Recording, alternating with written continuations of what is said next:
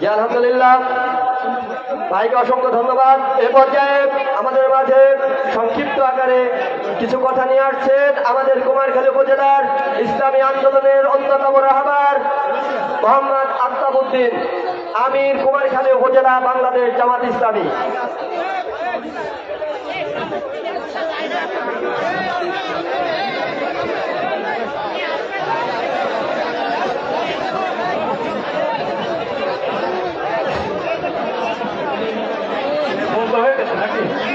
চালু আছে?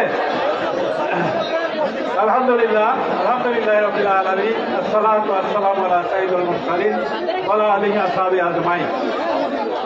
বাংলাদেশ জামাত ইসলামী শিলাইদহ ইউনিয়ন কর্তৃক আয়োজিত আজকের এই বিশাল সমাবেশে উপস্থিত আছেন অত্র ইউনিয়নের সম্মানিত আমির, উপস্থিত আছেন বাংলাদেশ জামাত ইসলামীর কুমারখালী উপজেলা শাখার সম্মানিত নায়েব আমির জনাব আফজাল হুসাইন, উপস্থিত আছেন গোলাম বিভাগের সম্মানিত সভাপতি জনাব মাওলানা হাফেজ জুলফিকার আলী, এবং উপস্থিত আছেন আমাদের এই ইউনিয়নের আমাদের নন্দলালপুর ইউনিয়নের বারবার নির্বাচিত চেয়ারম্যান, এবং আরেকজন চেয়ারম্যান আছেন আমাদের মাঝে, আমাদের সাদিপুর ইউনিয়নের সম্মানিত চেয়ারম্যান বয়েন ভাই।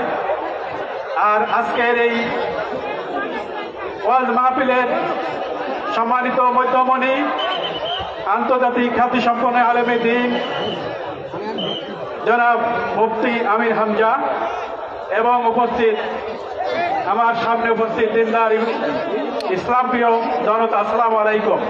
আমরা ওয়াজ শুনবো, কথা বেশি নয়, আমি কিছু কথা বলতে চাই না, শুধু এতটুকুই বলতে চাই, আমাদের আল্লাহ পাকের ইচ্ছায় আজকের যে অবস্থা বাংলাদেশে সৃষ্টি হয়েছে, এই সমস্ত কৃতিত্ব আল্লাহ পাকের। আল্লাহ পাক আমাদের সুযোগ করে দিয়েছে, এই সুযোগকে আমরা কাজে লাগাবো ইনশাআল্লাহ। আমাদের কাজ হবে দ্বীনের দাওয়াতকে ঘরে ঘরে পৌঁছে দেওয়া, কোরআনের দাওয়াতকে ঘরে ঘরে পৌঁছে দেওয়া, এবং এই কোরআনের কথা শোনাতে দিতে দেয়নি আমাদের বিগত 15 বছর যাবৎ। আমাদেরকে এরকম কথা আমরা শুনতে পারিনি, কোরআনের কথা। আলহামদুলিল্লাহ, এই যে তাফসীর মাহফিল শুরু হয়েছে, এখন যত বেশি পারা যায় কোরআনের কথা মানুষের কাছে পৌঁছে দিতে হবে। এই দায়িত্ব পালন করবেন তো আপনারা ইনশাআল্লাহ? আমরা যদি এই দায়িত্ব পালন করতে পারি, তাহলে এই বাংলাদেশ, আগামীর বাংলাদেশ কোরআনের বাংলাদেশ হবে, আগামীর বাংলাদেশ হবে জামাত ইসলামের বাংলাদেশ হবে, আগামীর বাংলাদেশ সংসদ হবে কোরআনের সংসদ। আমি এই আশাবাদ ব্যক্ত করেই আমি আমার সংক্ষিপ্ত বক্তব্য এখানে শেষ করছি। সর্বশেষ আপনাদের সবার দোয়া এবং সুস্বাস্থ্য কামনা করে আমার কথা শেষ করছি। আসসালামু আলাইকুম রহমতুল্লাহ।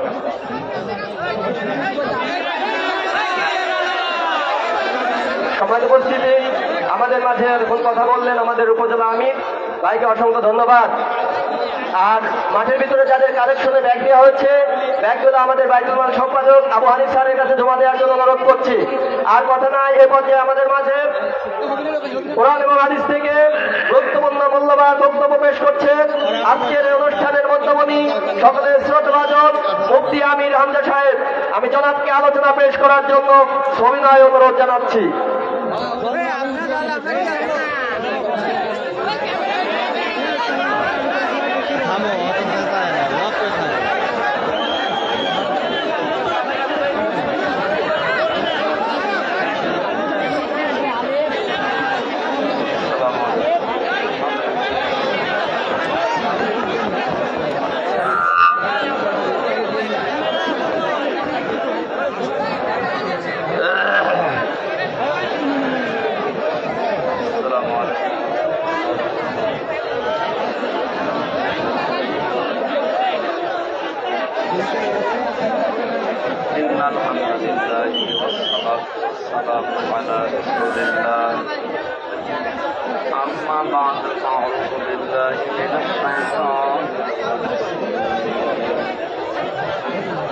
بسم الله الرحمن الرحيم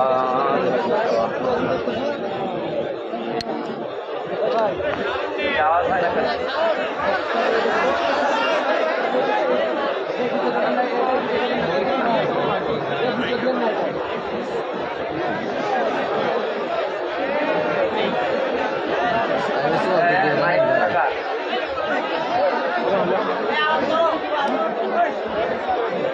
কেন এসব মাইক দেন আপনারা? জেলার থেকে নিয়ে আসতে পারেন না? এই আর কি মারা পাই না?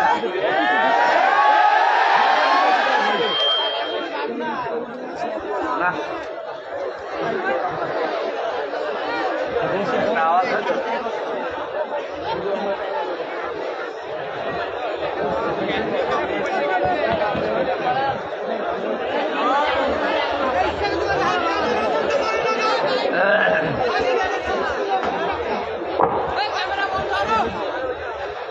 السلام عليكم ورحمة الله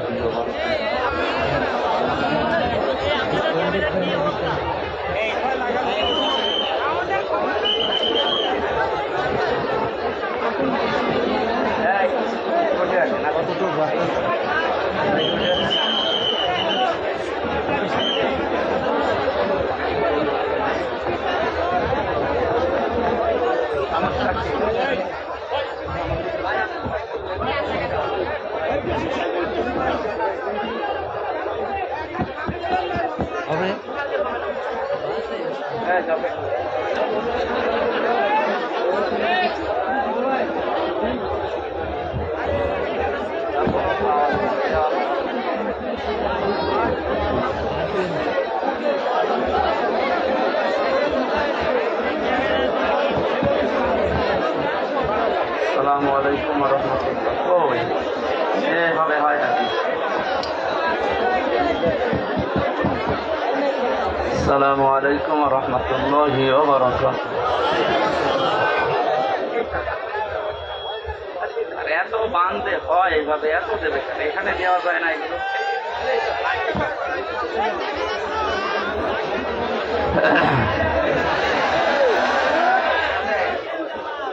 أعوذ بالله من الشيطان الرجيم بسم الله الرحمن الرحيم يا أيها الذين آمنوا اتقوا الله وكونوا مع الصادقين صدق الله العظيم عن أبي هريرة رضي الله تعالى عنه قال قال النبي صلى الله عليه وسلم اتق دعوة المظلوم فإنها ليس بينه وبين الله حجاب رواه مسلم وما زادهم إلا إيمانا وتسليما اللهم صل على سيدنا مولانا محمد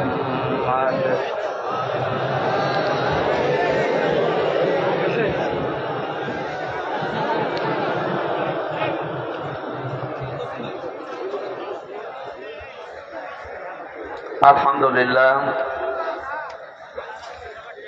প্রাণপ্রিয় জেলা কুষ্টিয়া কুমারখালী থানার অন্তর্গত শিলাইদহ ইউনিয়ন পরিষদ মাঠে বৈষম্য বিরোধী ছাত্র আন্দোলনের নিহত শহীদদের মাগফিরাত এবং আহতদের সুস্থতা কামনায় মহাবিশ্বের মহাবিশ্বয় আমাদের মালিকের মুখের পবিত্র বাণী কোরআন কারীম তাফসীরুল কোরআন মাহফিলের স্বনামধন্য সভাপতি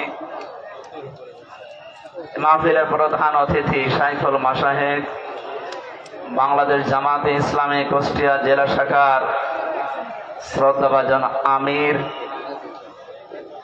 জননেতা অধ্যাপক মাওলানা আবুল হাশিম, এতক্ষণ পর্যন্ত যারা আলোচনা রেখেছেন মাওলানা হোসাইন আহমেদ মাহফুজ সহ অনেকগুলো সম্মানিত ব্যক্তিবর্গ আপনারা দেখতে পাচ্ছেন। আমার ডানে বামে অত্র এলাকার যারা সর্বজন শ্রদ্ধাভাজন ব্যক্তিত্ব বসে আছে, আমি একটা একটা করে নাম ধরে দোয়া করলে অনেক সময় লাগবে, এমনিতে আমাদের সামনে সময় খুব কম।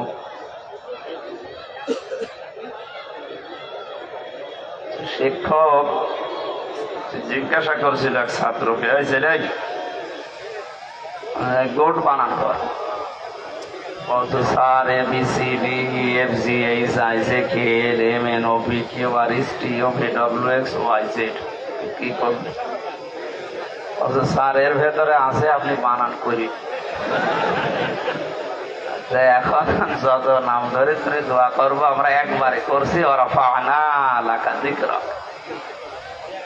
অনেকগুলো মানুষ তো একটু জোরে বলেন আমিন। সামনে বসা মুসলমান ভাইরা, পর্দার আড়ালের সম্মানিতা মা এবং বোনেরা, প্রাণ প্রিয় কুষ্টিয়াবাসী, আল্লাহর দরবারে শুকরিয়া জানাচ্ছি যিনি আমাদের একটা মুক্ত পরিবেশ তৈরি করে দিলেন এই দেশে। এই পরিবেশটা যেন আরো মুক্ত হয়, সেজন্য যা করণীয় এই সমস্ত কাজের প্রস্তুতিমূলক কোরআনে কারিমের আজকের আয়োজন। যাদের উদ্দেশ্যে দিয়েছেন আপনারা লিখে দিয়েছেন বৈষম্য বিরোধী ছাত্র আন্দোলনে নিহত এবং আহত মানুষের সুস্থতা কামনায়। শব্দ দুইটা দিয়েছেন, নিহত এবং আহত। এই যে বৈষম্য দূর করার জন্য পৃথিবীতে আমরা জানি যুগে যুগে নবীদেরকে আল্লাহ যে পাঠিয়েছিলেন যে সমস্ত উদ্দেশ্য নিয়ে, তার ভেতরে এটাও ছিল, তারা বৈষম্য দূর করার জন্য এসেছিলেন। এইটা থাকার কারণে আজ হাজারো মানুষ আমরা নীরবে জুলুমের শিকার হয়েছিলাম। বাংলাদেশের প্রত্যেকটা দিক এবং বিভাগে আমরা দেখতে পেয়েছি যোগ্যতা থাকার পরেও বৈষম্যের শিকার হয়ে দুর্বিষহ জীবনযাপন করে চলেছিলাম, বিশেষ করে এই 17 বছর। কথা বুঝতেছে? দেওয়ালে যখন একেবারে পিঠ ঠেকে গেছে, তখন আমরা শেষ পর্যন্ত দাঁড়িয়েছি যে না, এই বৈষম্য আর চলতে দেওয়া যাবে না। বিশ্ববিদ্যালয়ে আমরা জানি অনার্স মাস্টার্সকে যারা যে মানুষগুলো ফার্স্ট ক্লাস ফার্স্ট হয় তাদেরকে শিক্ষক হিসাবে রেখে দেওয়া হয়। তো বাস্তবতা এমন জায়গায় পৌঁছিয়েছিল, আপনি ফার্স্ট ক্লাস ফার্স্ট না, তার উপরেও যদি কিছু হয়ে থাকে, আপনার ব্যাকগ্রাউন্ড যেটা আছে দলীয় পরিচয় যদি না থাকে, আপনি ফেরেশতা আজরাইল জিবরাইল হলেও আপনাকে ওই জায়গায় দেবে না। অথচ যে জায়গায় যে চেয়ারটা, এখানে যদি ওই রকম যোগ্য মানুষ না বসিয়ে, যার রোল নাম্বার 71, কত, একটা ছেলে এসে বই খাতা ব্যাগ ম্যাগ সব নিয়ে হেড স্যারকে বলছে, স্যার হয় ছুটি দেন নাই আমি গেলাম। মানে হেড স্যার তাকিয়ে দেখছেন যে পজিশনে আছে, ওরা ছুটি দিলেও যাবে না। রোল নাম্বার কত? স্যার 71 মানে ক্লাসে ছেলে মেয়ে কয়টা? 71টা। 71টা ছেলে মেয়ে, ওর রোল নাম্বার 71। ও খুব ভালো ছাত্র, ওর জীবনে কোনো উদ্দেশ্য আছে, কোনো এম আছে? ওটা তো আসে খেলাধুলা করে আমার পালিয়ে যাবে। আমরা এ বাস্তবে যা দেখলাম এই 15 থেকে 17 বছরে, যার রোল নাম্বার 1, এই মানুষগুলোকে তো চেয়ারে বসানোর দরকার ছিল। অথচ শুধু বৈষম্য বৈষম্য শব্দটা যে কত নিকৃষ্ট শব্দ, বাস্তবে আমরা এখন টের পাচ্ছি। সব জায়গায়, শুধু শিক্ষা ব্যবস্থা না, প্রত্যেকটা দিক এবং বিভাগে এই শুরু হয়ে গিয়েছিল। এই জুলুম অত্যাচারের বিরুদ্ধে যে মানুষগুলো জীবন দিয়ে গেল, বিশেষ করে আবু সাইদ সহ, মুগ্ধ ভাই সহ যতগুলো মানুষ জীবন দিয়েছে, এদেরকে আল্লাহ শাহাদতের সর্বোচ্চ মাকাম যেন দান করে। এই জায়গায় যেন কেউ ফতোয়াবাজি করবেন না যে না ওরা একেবারে মারা গেল, তো শহীদ হয়েছে। কে বলেছে শহীদ হয়নি? পানিতে ডুবে মরলে যদি শহীদ হয়, আগুনে পুড়ে মরলে যদি শহীদ হয়, দেওয়াল চাপা পড়ে মরলে যদি শহীদ হয়, অ্যাক্সিডেন্টে মরলে যদি শহীদ হয়, জালেমের জুলুমের সামনে নিজের জীবনটা যে দিয়ে গেল, সে শহীদ হবে না? মানে এই কথা বলছেন, মাস্ট বি, আপনাকে বলাই লাগবে শহীদ। যদি কেউ স্বীকার না করেন, মুখ দিয়ে বলতে না চান, এ কথা কখনো বলবেন না যে ও মারা গেছে। শহীদরা মরে না, বাল আহইয়াউন ইনদা রাব্বিহিম ইউরযাকুন। আল্লাহ বলেন ওরা জীবিত এবং আমি আল্লাহর কাছে খাবার খাই।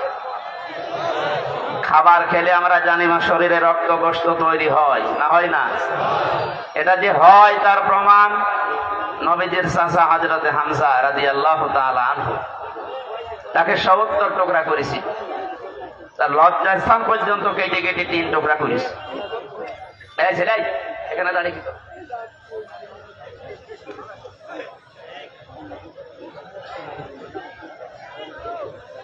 কুষ্টিয়াবাসী হযরতে হামজার এই টুকরা টুকরা অংশগুলো যখন নিয়ে এসে এক জায়গায় করেছিলেন, নবীজি দেখলেন কয়েক টুকরা পাওয়া যাচ্ছে না, যতটুকু পাওয়া যায় লাশটা সাজিয়ে রেখে দিয়েছিল সামনে। নিজের চাদরটা খুলে মাথা থেকে হাঁটু পর্যন্ত ঢাকা ছিল, বাকিটা আর ঢাকা যায় না। পাহাড়ের লতা পাতা দিয়ে নবীজি নিজে নিজের অংশটুকু ঢেকে দিলেন, কবরে দিলেন, ডাক দিয়ে বললেন, মাবুদ, এ আমার চাচা হামজা, জন্মের আগে আমার বাবাকে আমি হারিয়েছি, জন্মের কিছুদিন পরে আমার মা চলে গেছে, দাদার আন্ডারে ছিলাম, তিনিও চলে গেলেন। এ পৃথিবীতে সবচেয়ে বেশি কষ্ট যারা আমার জন্য সহ্য করেছিলেন তার ভেতরে এই লোকটা একজন। তুমি আমাকে নবী বানিয়েছো, রাসূল বানিয়েছো, আমি সাক্ষী দিচ্ছি এই চাচার উপরে আমি এখনো পর্যন্ত রাজি আছি। তোমাকে আমি আহ্বান জানাই, মাবুদ, তুমি আমার চাচার উপরে রাজি হয়ে যাও। কথাটা শুনতে যত ছোট মনে হচ্ছে, এর ব্যাপকতা কিন্তু অনেক বেশি। বিশ্ব নবী নিজে দাঁড়িয়ে বলছে, আল্লাহ, এ চাচার উপরে আমি রাজি আছি, এখনো পর্যন্ত খুশি আছি, আল্লাহ তুমি নিজেও রাজি হয়ে যাও। আল্লাহ খুশি না হয়ে পারবে? নবীজি তো কোনোদিন কথা বলা লাগেনি, শুধু মনের ভেতরে কামনা আসলেই কবুল হয়ে গেছে, অথচ আজকে নিজে তিনি দোয়া করছেন। কবর দেওয়ার ৩০ বছর পর একবার তার কবর ভেঙে গিয়েছিল মদিনায় ব্যাপক ঢলের কারণে। এ রক্তের স্রোতধারা আসছিল। ছোটবেলায় যারা তার সাথে যুদ্ধ করেছিল আজকে তারা বড় হয়ে গেছে।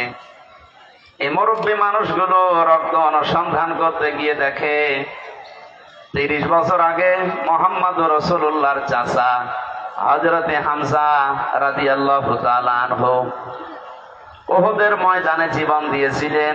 যেখানে যেখানে কাফেরেরা তাকে টুকরা টুকরা করেছে, ওই জায়গাগুলো দিয়ে ফিনকি দিয়ে রক্ত বের হচ্ছে। মুসলমানেরা যদি খাবার এমনি না খাবে, আল্লাহ যে রিজকের কথা জানিয়েছেন, বাল আহইয়াউন ইনদা রাব্বিহিম ইউরযাকুন, তারা জীবিত এবং আমি আল্লাহর কাছে তারা রিজিক পায়।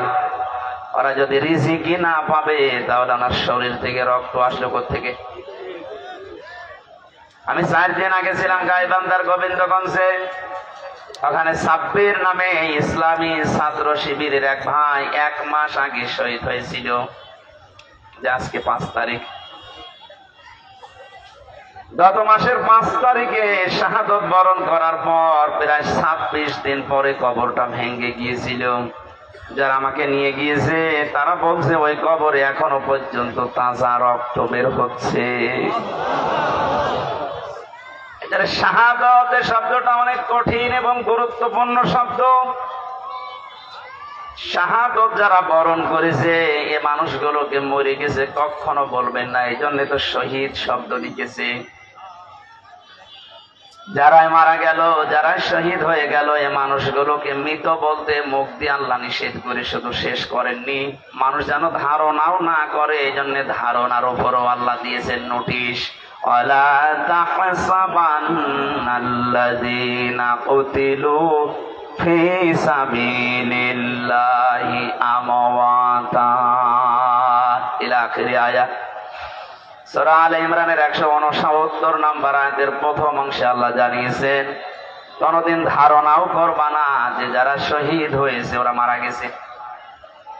সুতরাং এই বৈষম্য দূর করার জন্য যারা জীবন দিয়ে গেল প্রায় 1000-এর উপরে ছাত্র ছাত্রী, সবগুলো যেন আল্লাহ শহীদ হিসাবে গ্রহণ করেন, বলেন আমিন।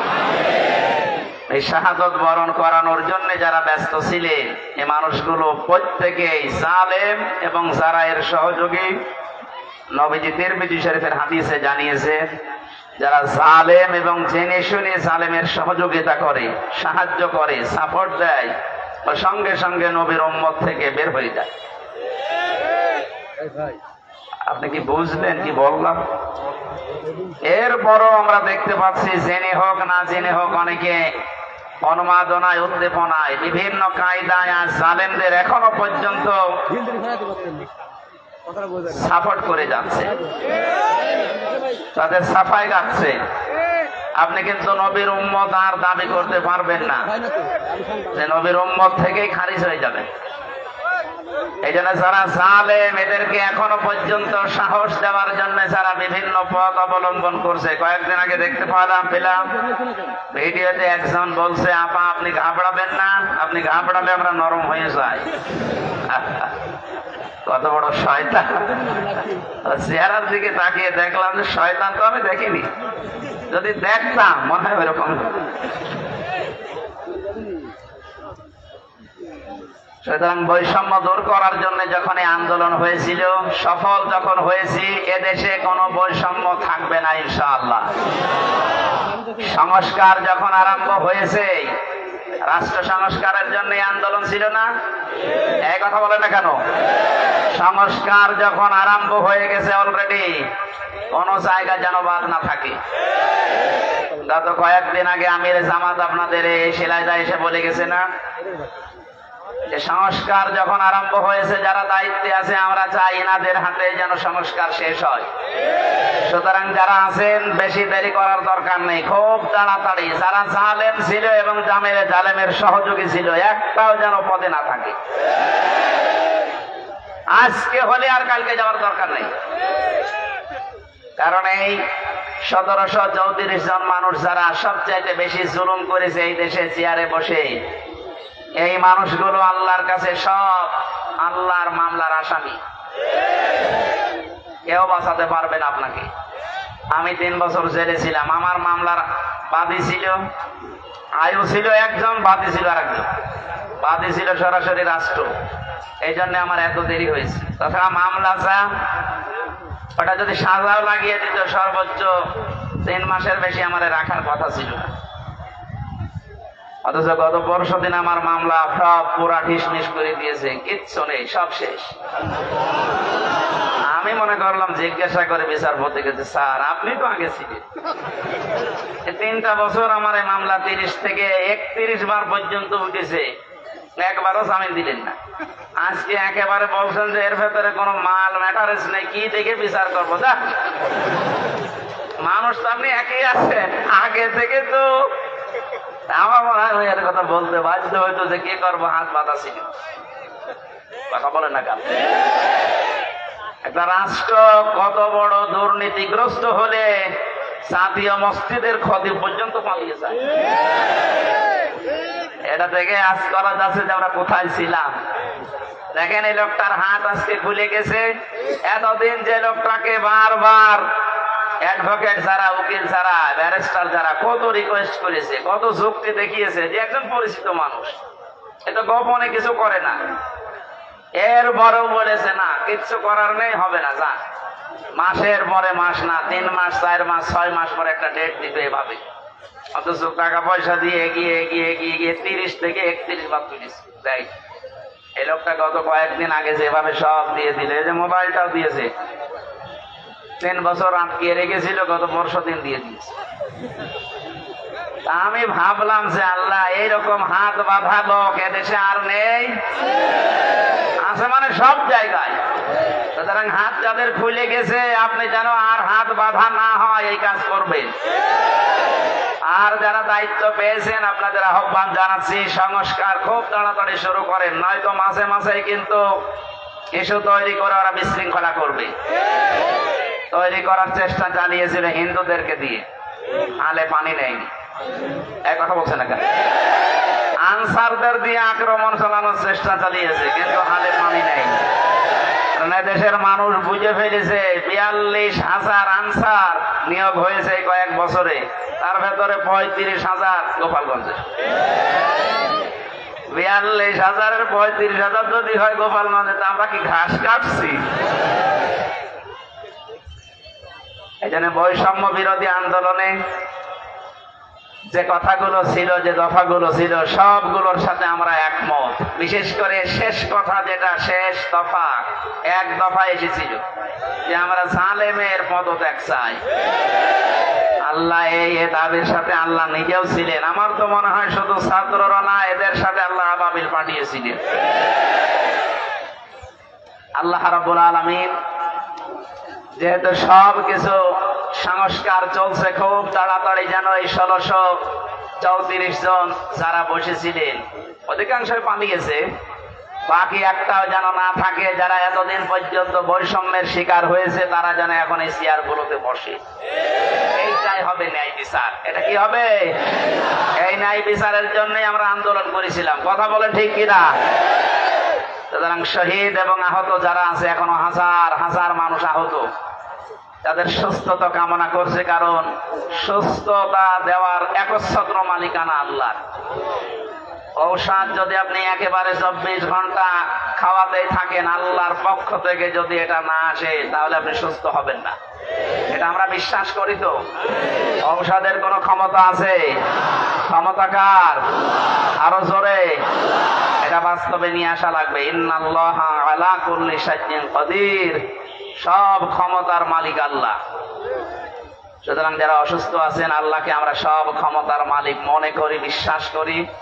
উনি আমাদেরকে, এই অসুস্থ মানুষদেরকে যেন আবার স্বাভাবিক জীবনে ফিরিয়ে দেন। হ্যাঁ, কিছু মানুষের জীবন স্বাভাবিক হবে না, যাদের চোখ উড়ে গেছে, যাদের পা শেষ হয়ে গেছে। আমি সদর থানার সদর হাসপাতালে গিয়েছিলাম 6 তারিখের পরে। অনেক জনের দেখলাম এমন এমন অঙ্গ নেই, যে কিয়ামত পর্যন্ত হায়াত পেলে অঙ্গ আর আসবে না। লজ্জা স্থান উড়ে চলে গেছে একজনের। এটা আমাদেরকে মুক্ত জীবনে ফিরিয়ে দেওয়ার জন্য এত বড় স্যাক্রিফাইস যারা করেছে। বাংলাদেশে জামাত ইসলামী কুষ্টিয়া জেলা শাখার উদ্যোগে যে একটু সহযোগিতার হাত বাড়িয়েছিল, প্রত্যেকটি পরিবারে অন্তত 2 লক্ষ করে টাকা দিয়ে একটু দাঁড় করিয়েছে। এদেশে টাকাওয়ালা মানুষ আর নেই বলেন? এখনো স্বাভাবিক অবস্থায় আমরা ফিরতে পারলাম না। যারা এই মুক্ত জীবন এনে দিল, তারা এখনো কাতরাচ্ছে। আর যে মানুষগুলোর কিছু হয়নি, এরা আন্দাজে লাফাচ্ছে যে না, সব বন্ধ করে এখন আমাদের এই জিনিস দাও। এরা আর এক জালেম। কথা বলেন। আমান আযলামু মিম্মান মানাআ মাসাজিদাল্লাহি আন ইউযকারা ফি ইসমুহু ওয়া সাআ ফি খারাবিহা ইলা আখিরি আয়াত, সূরা বাকারা। না, বিভিন্ন জায়গায় কাদা আছে, থাকে এভাবে শোনা যাচ্ছে না? এভাবে শোনেন ভাই, একটু পরে আজান দেবে, এইভাবে শোনেন। আমি গতানুগতিক কথা বলি না, আমি যা বলি ওখান থেকে শিক্ষা নিয়ে আসি। ভালো করে খেয়াল করেন তো। এই যে 2700 মানুষের জীবনের বিনিময়ে তাদের আহত হওয়ার পরিবর্তে আমরা এই মুক্তভাবে এই ময়দানে এখন কথা বলছি। বাংলাদেশ জামাত ইসলামী কুষ্টিয়া জেলা শাখার উদ্যোগে কয়েকদিন আগে এই যে কুষ্টিয়া শহরের এতিমখানায় 500 আলেমকে দাওয়াত দিয়েছিল, সব ঘরানার। সবাই এসেছিল কম বেশি। 2.5-3 ঘন্টা একাধারে আলোচনা হয়েছে আলেমদের। কোনো বাধা নেই, কোনো পাহারাদার নেই, কোনো সিকিউরিটি লাগে নাই। অথচ আগস্টের 5 তারিখের আগে এরকম 500 না, 5 জন এক জায়গায় হলে কত রকমের মামলা হয়ে যেত। টের পাচ্ছেন কোথা থেকে আল্লাহ কোথায় এনে দিয়েছে? এই বাস্তবতা যাদের জন্য, তাদের আজ খোঁজ খবর নিতে যাও না।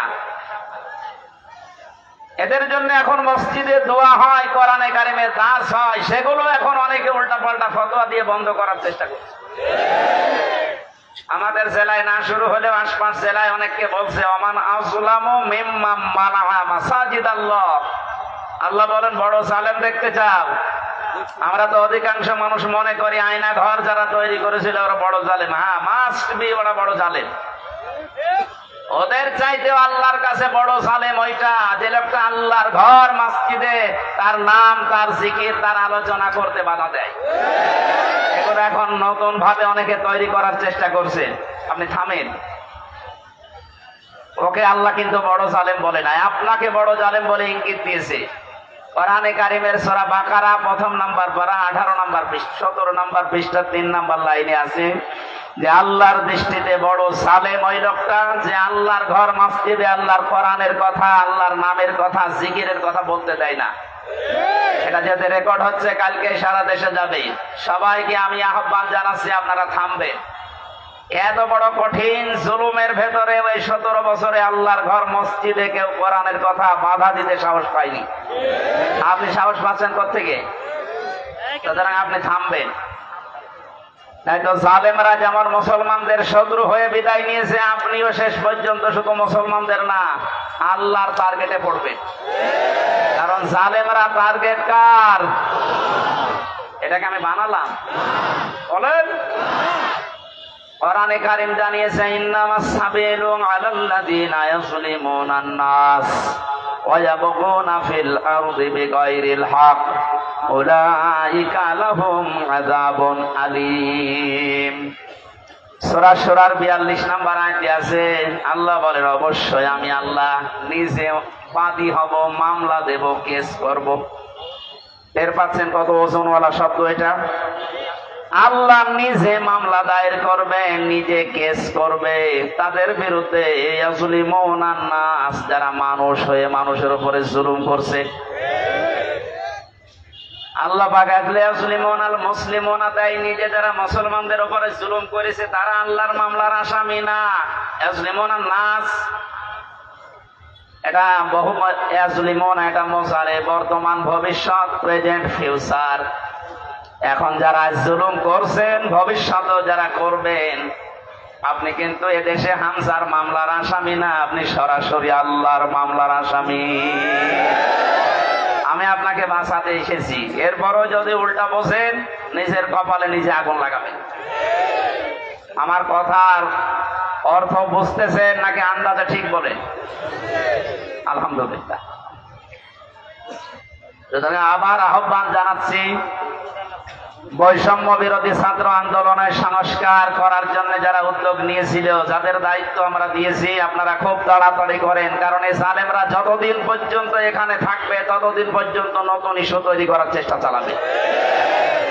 যারা পৃথিবী শান্ত হয়ে যাওয়ার পরও অশান্ত করার জন্য চেষ্টা চালায়, এই মানুষগুলো আয়াতের দ্বিতীয় শব্দে তারাও আল্লাহর মামলার আসামি। ওয়ায়াবগুনা ফিল আরদি বিগাইরিল হক, পৃথিবী শান্ত হয়ে যাওয়ার পরে যারা অশান্ত করার জন্য বিদ্রোহ করে বেড়ায়, সংখ্যালঘুর নাম নিয়ে যা শুরু করেছিলেন, আমিরে জামাত অলরেডি ঘোষণা দিয়েছে এদেশে কোন সংখ্যালঘু সংখ্যাগুরু নেই।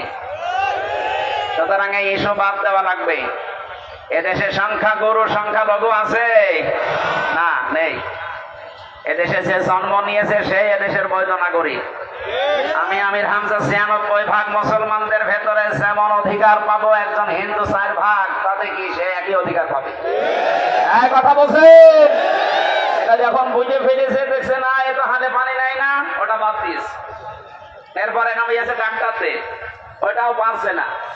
এরপরে নামিয়েছে আনসারদের, ওটাও যখন পারে না, আমার মনে হয় ওদের যা চরিত্র, কিছুদিন পরে গলন্দ ঘাটের বেশ্যাদের নামাবে।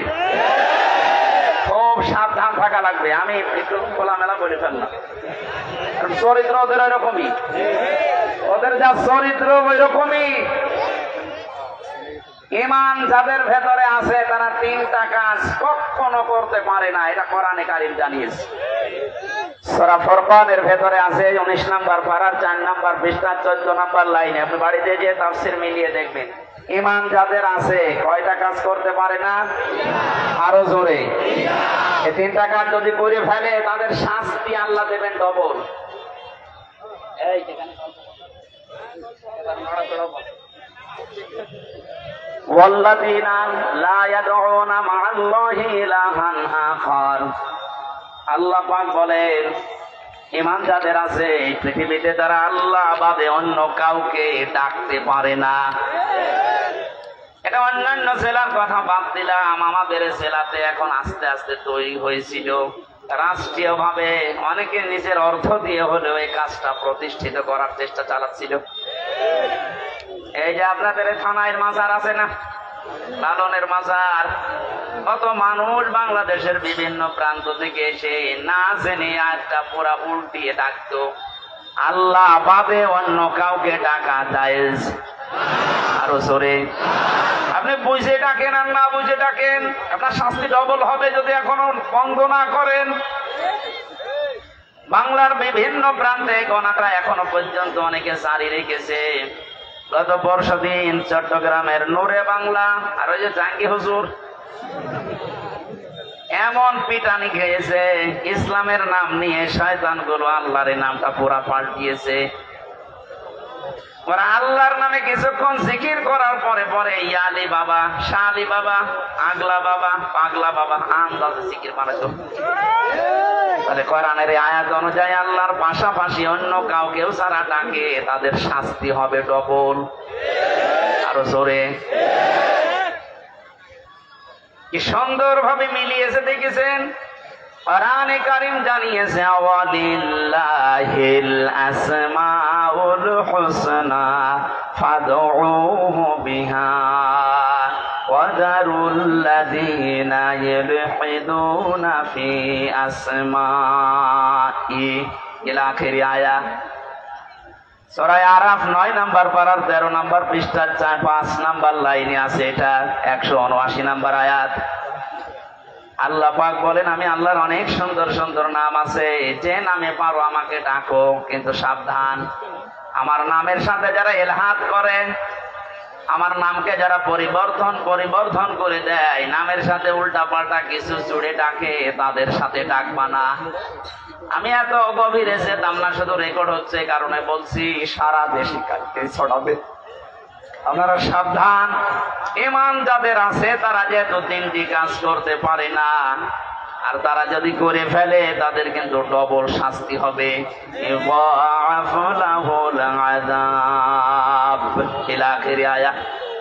আল্লাহ পাক বলেন তাদের শাস্তি আমি ডবল দেব। 1 নম্বরের গোনা পেলাম যারা আল্লাহর সাথে অন্য কাউকে ডাকে। 2 নম্বরে ওয়াল্লাযীনা লা ইয়াদউনা মা'আল্লাহি ইলাহান আখারা, আল্লাহর সাথে যারা অন্য কাউকে ডাকছেন এখনই আপনি থেমে যাবেন। 2 নম্বরে এই পৃথিবীর ময়দানে কোন মানুষ যেন জিনা না করে। কে না করে? এটা ছিল না? আপনি দরবেশের দিকে তাকিয়েছেন, এত বড় বড় দাড়ি, আরে শেষের জীবনটা সেগুলো দেখলাম যদি সত্য হয় উনি পুরাটা জেনা ছিলেন। কারণ যে স্বামীর কাছ থেকে তার স্ত্রীকে কেড়ে জোর করে বিয়ে করেছে, ও আসল স্বামী তো এখনো তালাকি দেয়নি।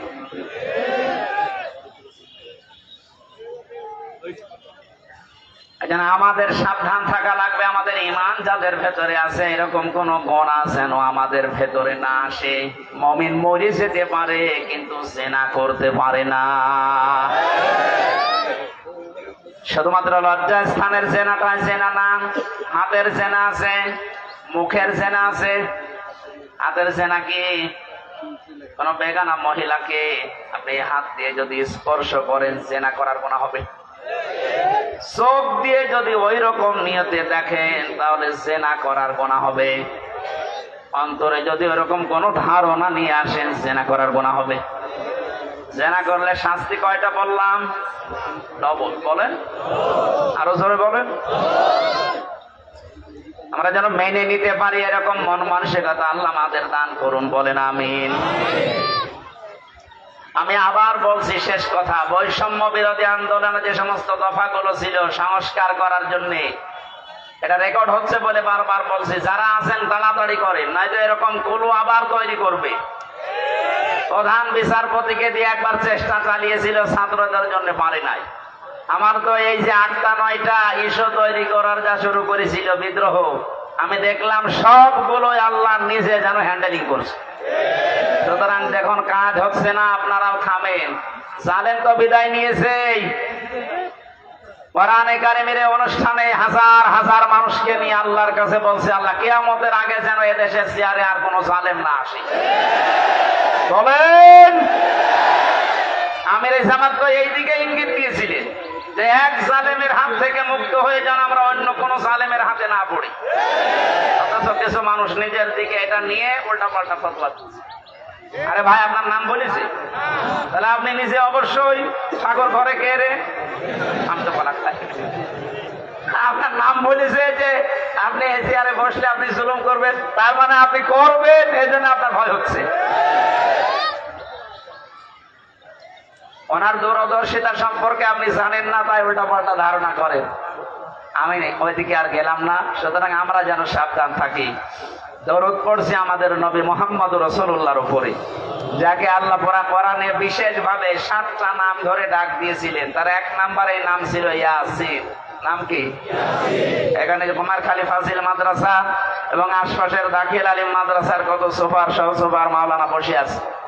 ইয়াসিন এটা আল্লাহর ঘোষণা দেওয়া শব্দ। ইয়া হরফে নেতা, ইয়া মানে হে, সিন মানে সাজ্জেদ, সাজ্জেদ মানে নেতা। তাহলে আল্লাহর ঘোষণা দেওয়া নেতা এই পৃথিবীতে মাত্র একজন। কয়জন?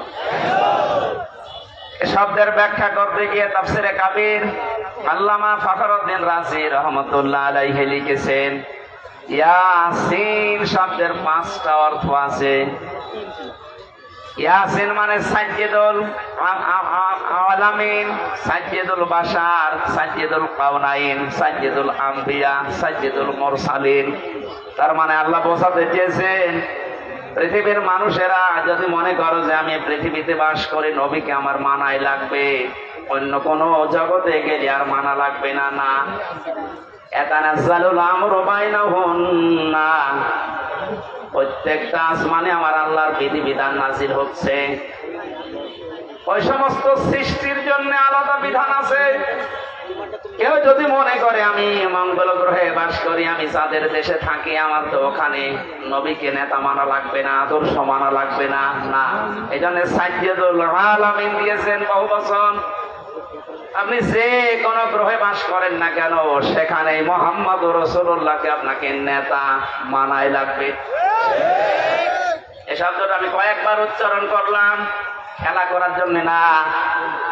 আলেমরা বসে আছে, আহ্বান জানাচ্ছি তাদেরকে, আল্লাহর ঘোষণা দেওয়া নেতা যেহেতু একজন, এই জন্য এই নেতাকে মেনে নেওয়া নামাজের মতো ফরজ। এক কথা বলুন, এটা যারা ঠিক করতে পারছেন না, আপনার নামাজ হবে না। কারণ কিয়ামতে যে বিচারের সিস্টেম গুলো, ধাপ গুলো আমরা দেখেছি, কিয়ামতের সর্বপ্রথম মানুষকে আল্লাহ তার নিজের সামনে যখন দাঁড় করাবেন, 10 জন 20 জন 50 জন না, প্রতিটি মানুষকে আল্লাহ নিজের সামনে দাঁড় করাবে স্রেফ একা একা। অকুল্লুহুম আতিহি ইয়াউমাল কিয়ামাতি ফারদা। আল্লাহ পাক বলেন সূরা মরিয়মের 95 নম্বর আয়াতে আছে, কিয়ামতে প্রতিটি মানুষকে তার সামনে আল্লাহ দাঁড় করাবেন স্রেফ একা একা। কয়জন করি?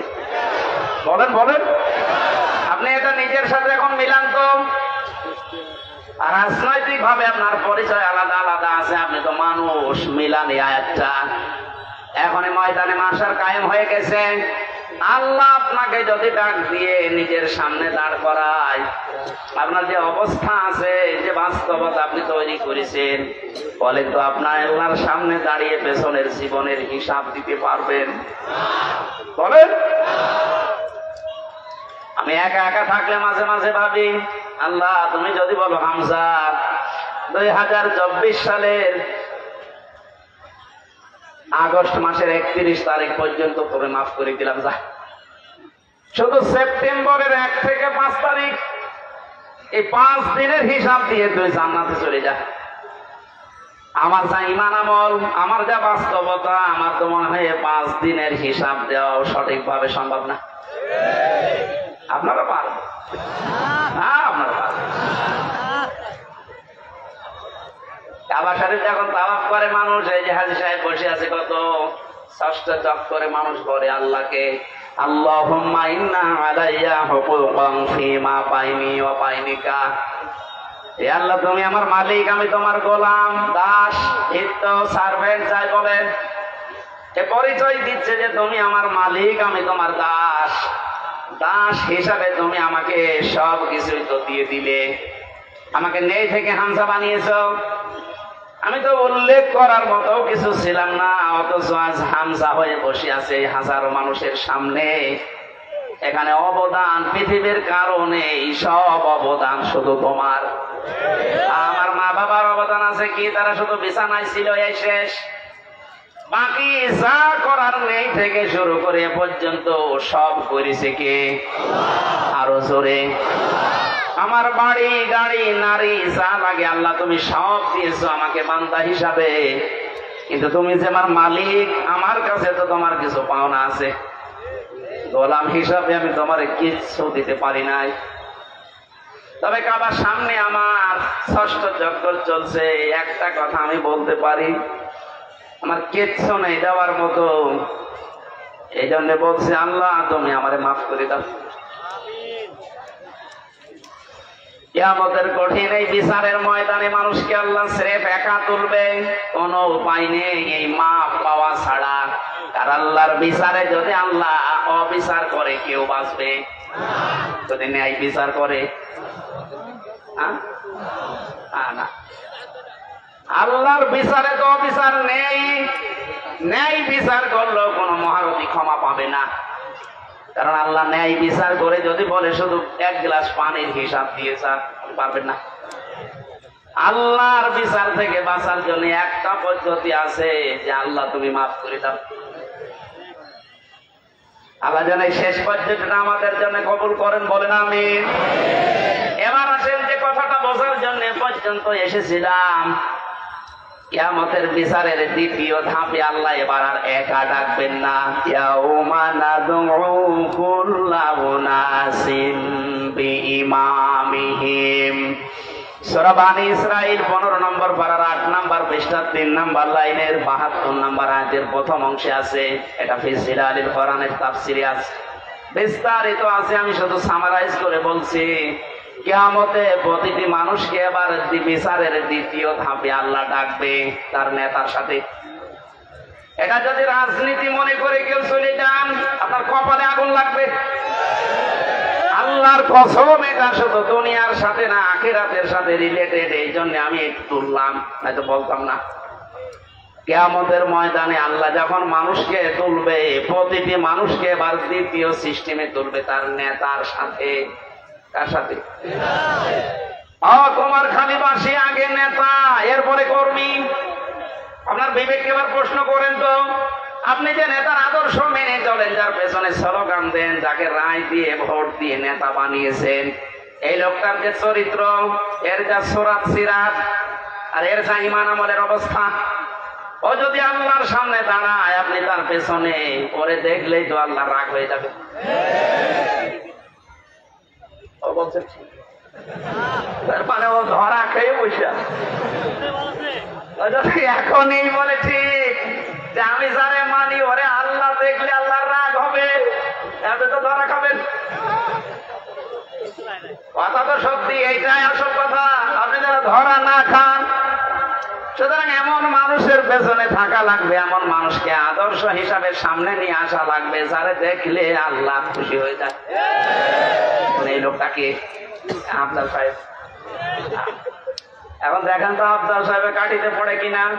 সারা নেশা 5 নম্বর পারা 6 নম্বর পৃষ্ঠা 9 নম্বর লাইনের 59 নম্বর আয়াতের প্রথম অংশে আছে, ইয়া আইয়ুহাল্লাযীনা আমানু আতিউল্লাহা ওয়া আতিউর রাসূলা ওয়া উলিল আমরি মিনকুম।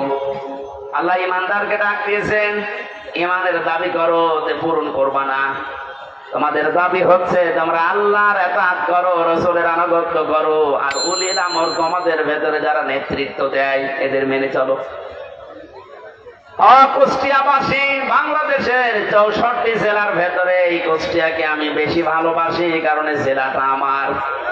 আমি চাই আপনারা বাঁচেন, বেঁচে থাকেন, যেন জাহান্নামী হয়ে না যান। এই যে আতিউ, এটা কিন্তু ভার্ব, এটা ফেল, এটা ক্রিয়া।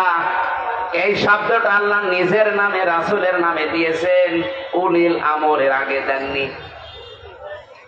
এই কথা বলে না কেন? আমি যতগুলো তাফসীর পড়েছি সব মুফাসসির আয়াতের ব্যাপারে ব্যাখ্যা এইটাই লিখেছেন, আল্লাহ রাসূলকে মানা লাগবে, কোনো প্রশ্ন করা যাবে না। কিন্তু আল্লাহ রাসূলের পরে যদি কিয়ামত পর্যন্ত আপনি কাউকে মানতে চান, নেতা হিসাবে নেতৃত্ব দেবে, তাকে যদি মেনে চলতে চান, মাস্ট বি, দেখাই লাগবে এই লোকটা আল্লাহ রাসূলকে মেনে চলে কিনা। আরে এই আয়াতটা বাংলাদেশে আজ কায়েম হয়ে গেলে তো ইসলাম চলে আসে। এক কথা বলে না কেন? আল্লাহ রাসূলকে যে লোক মেনে চলে না, ও আমার বাবা হলে ওরে আমি মানি না। এ কথা মানবেন কারা দেখি? লিল্লাহি তাকবীর। এই দেখেন তো হাত তোলেনি কে? আলহামদুলিল্লাহ, ঠিক আছে, আপনার মান ওয়াজ তো হয়ে গেছে, এবার মোনাজাত করি। আবার কি ওয়াজ করবো? এটাই তো, আল্লাহ রাসূলকে যে মানে না সে আমার বাবা হলেও মানে না, তাহলে দেশে আর কিছু থাকবে? ইসলাম চলে আসবে ইনশাআল্লাহ। আমরা জরিপ দেখতে পাচ্ছি, এটা আগস্টের 5 তারিখের আগে একরকম ছিল, এই আজকে রাতের পাল্টিয়ে গেছে। এই মাত্র 30 দিনে পুরা পাল্টিয়ে গেছে। 16 জন চাইতো এই দেশে ইসলাম রাষ্ট্রীয় ভাবে কায়েম হোক 5 তারিখের আগে। এখন জরিপ যেটা বলছে, এই 1 মাসের ব্যবধানে বাংলাদেশে এখন প্রায় 35 জন মানুষ চাচ্ছে দেশে ইসলাম কায়েম হোক। এটা যদি এভাবে চলতে থাকে, 51 জন যেদিন হবে সেদিন কোন মহারথী আর বাধা দিয়ে ঠেকাতে পারবে না ইনশাআল্লাহ।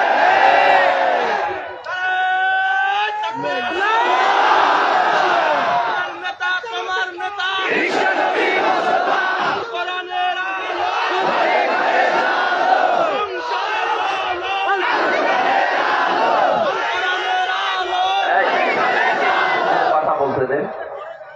কয়েকদিন আগে সিরাজগঞ্জে ছিলাম, একটা আমি দোকানে ঔষধ নেওয়ার জন্য, আমার মুখ পাতা ছিল, বসে আছি। একটা লোককে বলছে, ভাই যে আমির হামজা আসতেছে, ওয়াজ শুনতে যাবেন না?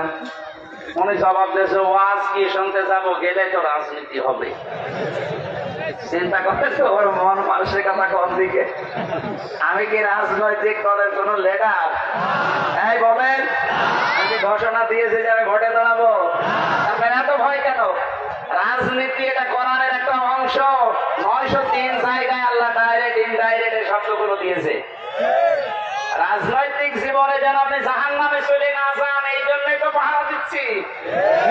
এক কথা বলুন, আপনি উল্টা বুঝে না এটা রাজনীতি হবে। রাজনীতি হবে মানে কোরআন বাদ দিয়ে রাজনীতি আছে? কোরআন বাদ দিয়ে যারা রাজনীতি করেছে তাকে দরবেশ পর্যন্ত 36,000 কোটি টাকা দিবে। যেহেতু কোরআন ছিল না, এই জন্যই তো এত দুর্নীতি। কোন জায়গায় যেন দুর্নীতি আর ফিরে আসতে না পারে। আল্লাহ রাব্বুল আলামিন নবীকে ডাক দিয়েছিলেন কয়টা নাম ধরে? 7টা। কয়টা? 7টা নামে ডাক দিয়েছেন পুরা কোরআনে। তার 1 নম্বরে হচ্ছে ইয়াসিন। সুতরাং আপনি যদি পৃথিবীর কোন জায়গায় বাস করেন, আপনাকে নেতা হিসাবে, আদর্শ হিসাবে মানা লাগবে মুহাম্মদুর রাসূলুল্লাহকে। যদি বলেন না আমি পৃথিবীতে থাকি না, আমি থাকি মঙ্গল গ্রহে, ওই টাকা বলেন বলেন। এখানে মুফাসসির দিয়েছেন সাইয়্যিদুল আলামিন, বহু বছর যেখানেই থাকেন সেখানেই নবীকে মানা লাগবে কিয়ামত পর্যন্ত। আল্লাহ আমাদেরকে অনেকে বলে যে ইয়াসিন সূরা একবার পড়লে 10 খতম কোরআন শরীফের সওয়াব হয়। হ্যাঁ হয়। এর ভেতরে যে 83টা শিক্ষা আছে, আপনি তো একটাও মানেন না, কিসের সওয়াব হবে আপনার? এর প্রথম শিক্ষা এইটা যে ইয়াসিন আল্লাহর ঘোষণা দেওয়া নেতা। কয়জন নেতা? নেতা বারবার বলছে মানে রাজনীতি মনে করছে। এটা যদি রাজনীতি হয়, এইটাই রাজনীতি। বলেন বলেন। মুহাম্মদুর রাসূলুল্লাহ যতদিন পর্যন্ত খাবারের এই ছড়িকে আবু জেহেলের মাথা থেকে আবু বকরের মাথায় নিয়ে আসতে না পেরেছেন, ততদিন তিনি মানুষের মুখে হাসি ফোটাতে পারেননি। খাবার তো একই ছিল, খাবার একই ছিল না, শুধু ছড়িটা আবু জেহেলের মাথা থেকে নামিয়ে আবু বকরের মাথায় তুলে দিয়েছিলেন, হযরত ওমরের মাথায় তুলে দিয়েছিলেন। সিস্টেম একই ছিল, মানুষও এক, খালি পাল্টিয়েছে ছড়িটা। ওর জামানায় থাকতে মানুষ না খেয়ে মরিছে, আর হযরতে আবু বকর ওমরের জামানায় এসে মানুষ না খেয়ে মরিছে। আমরা তো এইটাই চাই কোরআন দিয়ে। কথা বলে না কেন? আল্লাহ ঘৃণিত করে দেন যে মানুষগুলো সীমা ছাড়িয়ে যায়, তাদের বসবাসের জায়গা পর্যন্ত আল্লাহর কাছে ঘৃণিত। এটার বাস্তব প্রমাণ হচ্ছে আবু জেহেলের বাড়ি। কাবা শরীফ তাওয়াফ করার পরে আমি যখন উপরে গেলাম দেখলাম পেটে ব্যথা করছে।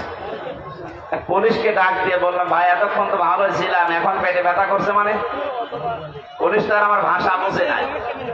আমার বলছে, ইয়া হাজির হজ্জাত আয়না ভিলা দোকান। ও হাজি, দেশ কোথায়? আমি তুমি বাংলাদেশ। বাংলাদেশ থেকে এসেছি। ওর ভাষা দিয়ে আমারে বোঝাচ্ছে, ভাই হাজি সাহেব আপনি জানেন না এটা কোন জায়গা? না তো। আবু জেহেলের বাড়ি। আপনি এখনো পায়খানা না করে দাঁড়িয়ে আছে, তাড়াতাড়ি করেন।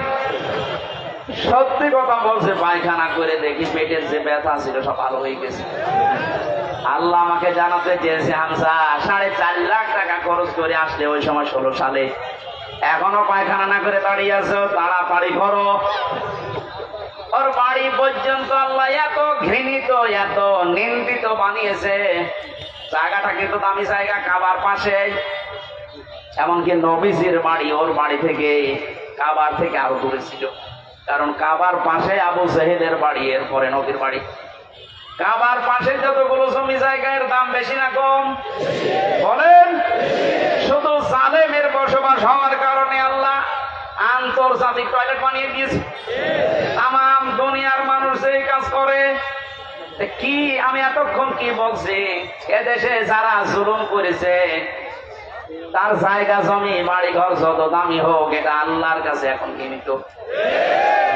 কারণ দেখবেন মুজদালিফা থেকে যখন মানুষ যায়, একটা জায়গা আছে খুব তাড়াতাড়ি হাঁটে, কারণ এটা গজবের জায়গা। জালেমদের এই জায়গাগুলো এত বেশি ঘৃণিত, নিন্দিত, এত বেশি অপমানকর হয়ে যায় আল্লাহর কাছে, আল্লাহ ওইটাকে পর্যন্ত আর পছন্দ করে না, ওখানে জালেম থাকতে পায়। সুতরাং বাংলার কুষ্টিয়া জেলা সহ যত জায়গায় জালেমের বসবাস ছিল, আহ্বান জানাচ্ছি যারা দায়িত্বে আছেন এই জায়গাগুলো ইন্টারন্যাশনাল পায়খানা বানিয়ে দেন। একটু বেশি বলে ফেললাম? না, বেশি হয়নি, কম হয়েছে। কারণ এই জায়গা থেকেই তো ইসলাম মানবতা ধ্বংস করার জন্য ওখানে তো বসে বসে দুর্বিসন্ধি করতো। কুষ্টিয়া এরকম জায়গা ছিল না, যেখানে যেখানে ছিল ওগুলো পায়খানা বানিয়ে দেয়। মানুষ যেন কিয়ামত পর্যন্ত কুষ্টিয়া জেলায় যারা আসবে তারা যেন জানে যে জালেম তো একটা ছিল এই দেশে। আসিফ মাহমুদ নামে যে উপদেষ্টা কয়েকদিন আগে ঘোষণা দিয়েছে, আয়না ঘর এদেশ থেকে যেন ধ্বংস করা না হয়, ওটা স্মৃতি হিসাবে রেখে দে। সারা বিশ্বের মানুষ আসবে, মানুষ যেন জানে যে এই পৃথিবীর ময়দানে বাংলাদেশ নামে একটা দেশ ছিল, সেখানে একটা জালেম ছিল। মানুষ কত কঠিন হৃদয়ের হলে আয়না ঘর বানাতে পারে, আমার মাথায় আজও ধরে না। আমান আজমের ঘোষণা শুনেছেন কয়েকদিন আগে, একটা মানুষ কত বড় কষ্ট পেলে কথাগুলো বলতে পারে বলেন? অনেকে বলছে আমরা মাফ করে দিলাম। হ্যাঁ, মাফ করে দিয়েছেন, ঠিক আছে। সারা দেশের 18 কোটি মানুষ যদি মাফ করে দেয়, আয়না ঘর যারা জড়িত ছিল, ব্যারিস্টার আরমানের বউ মাফ করবে না, জীবনও করবে না। আপনি ওই জায়গায় পৌঁছাননি তাই বুঝতেছেন না। আমি মাত্র কয়েকদিন ছিলাম মাটির নিচে। এটাই আচরণ মানুষের, এখানে যারা থাকে এরাও কিন্তু মানুষ, এরা শুধু একটু উপরে উঠবে, পদ পাবে, এই কারণে এত কঠিন আচরণ করতো। মুফতি ফখরুল ইসলাম আমার সাথে ছিল যতদিন, উনি বলছিল, ভাই আমারে নিয়ে এই পায়ের ভেতর দিয়ে হাত দিয়ে সামনে যে রড আছে রডের সাথে লাগিয়ে তালা লাগিয়ে দিত, 24 ঘন্টা তালা লাগা।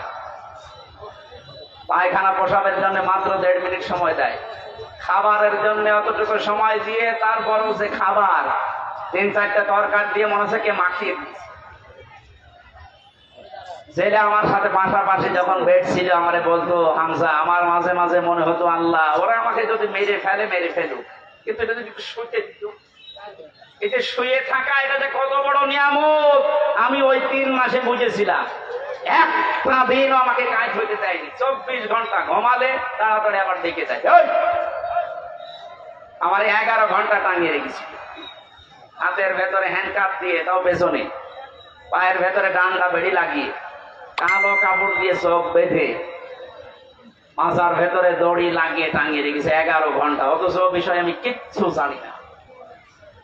একটু যদি পা মারতে ঠেকে যায়, উপর থেকে 4 তলা 5 তলা থেকে ক্যামেরা দেওয়া আছে, গরম দেয় একবারে বন্ধ। এই দুপুর 2টায় নিয়ে গেছে, একবারে রাত 11টায় নিয়ে এসেছে। বলেন তো একটা মানুষ এভাবে টিকে থাকতে পারে? আমার নামাজ পড়তে দেয়নি, জোহর আসর মাগরিব এশা সব নামাজ আমি ইশারায় পড়েছিলাম। ও কখন সময় হচ্ছে কখন সময় হয় না আমি তো কিছু জানি না, কারণ মাটির নিচে কঠিন পরিস্থিতি তৈরি করে। এখন অনেকে বলছে হ্যাঁ কি করেছে যে ওর পালিয়ে যাওয়া লাগলো, কি করেছে মানে আপনি টের পাচ্ছেন কি করেছে? চলেন আপনারা 10 দিন একটু রাখি, কি করেছে আপনাকে দেখাবো।